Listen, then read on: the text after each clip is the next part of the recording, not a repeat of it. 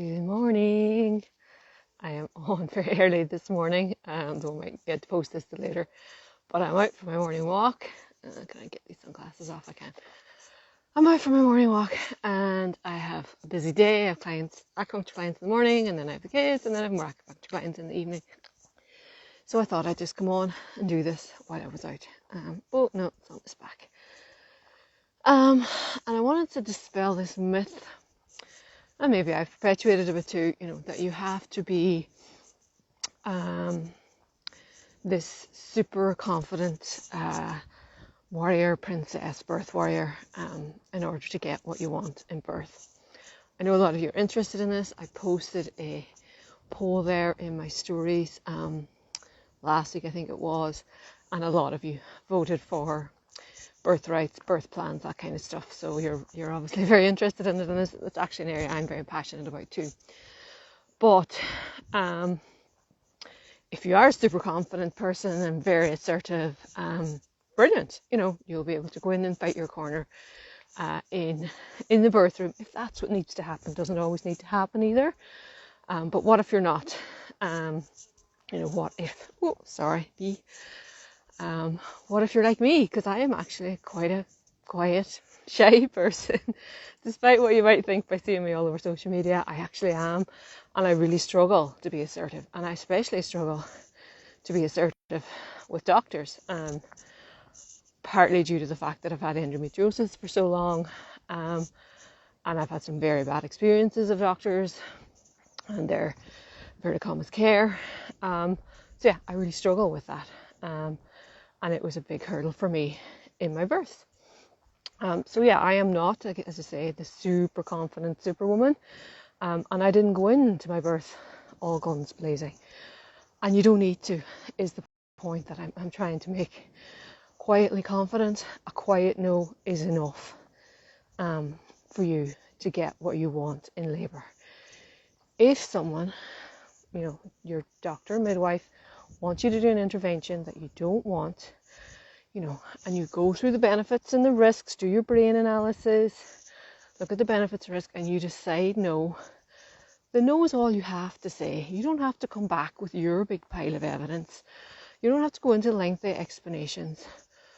No, we've looked at the benefits of and the risks, and we decided, to say no, that's the best option for me and for my baby. If they come back at you again, again, you or your birth partner, even better if you're in labour, can just say, look, we've said no, and we will regard any further discussion as harassment. And really that should kill it, okay? That should kill the conversation, and you should be left alone 9 times out of 10. If you find, and this happens a lot in induction, I see that there's a lot, if you're not even given the opportunity to go through the benefits and risks, if you come in at whatever 40 weeks and you're told, yeah, we're going to induce you on Friday, thanks very much, and you're out the door before you can even get a chance to discuss it, you can always say yes at the time and then change your mind. And this is non-labour situations, obviously, but you can just go, yeah, if you're finding it too hard, especially if you're on your own in a doctor's office, it's quite difficult to say no. Just say yes, yeah, knowing that you can change your mind. You can always change your mind. You can change your mind in the middle of labour. So you can go home, you can get your partner to cancel the induction, you can cancel the induction, or you can just not turn up. Someone asked me that recently, what will they do? And I said, well, they're not going to come to your house. That's not going to happen. So there's a lot of ways to passively resist, is what I'm trying to say.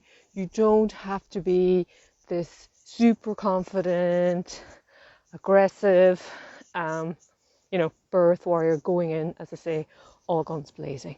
A quiet no can work just as well. And even some situations, I'm going to stop now because there's a dog up here. You don't even have to say no. When I was in labour, they tried to get me to coach push. They tried to get me to hold my breath. And I didn't even bother arguing with them. I just breathed. I just ignored them. I did my breathing. And what were they going to do? They couldn't force me to hold my breath. And so they gave up. After a couple of pushes, they were like, okay, this one's breathing. And no matter how many times we tell her to hold her breath, she's not going to do it. So I was, I was too busy having my baby to be getting into an argument with them. So you can just not do it. That's your other option too. So yeah, that's really all I wanted to say. Get a little bit of confidence behind yourself so that you know what you're talking about and you understand your benefits and risks. But you don't have to be, you don't have to be this huge fighter. You don't have to get into, I don't think it really serves you to get into huge fights or anything with your doctor or your midwife. A quiet no should do it really for you. Hope that makes sense. I know this was short, but I've got dogs coming up here now and they're only going to bark if I go any further. As always, send me a DM if you have any questions.